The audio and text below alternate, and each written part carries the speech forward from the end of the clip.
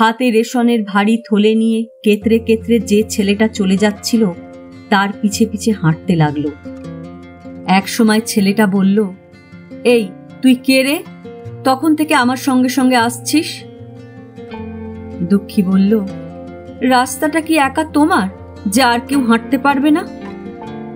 এক থাপ্পড় লাগাবো। ছেলেটা মারমুখী হয়ে ঘুরে দাঁড়ালো। স্টেশনের কুলি হলেও দুঃখী খিস্তি খেয়েও ঝগড়ায় পটু নয়।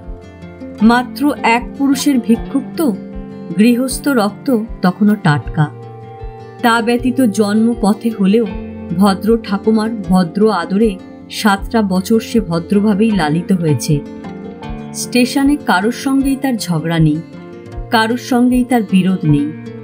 আলস্য নেই বলে যে যা বলে অমনি অমনি করে দেয় সে কত সময়। সেজন্য ভালোবাসে সকলে।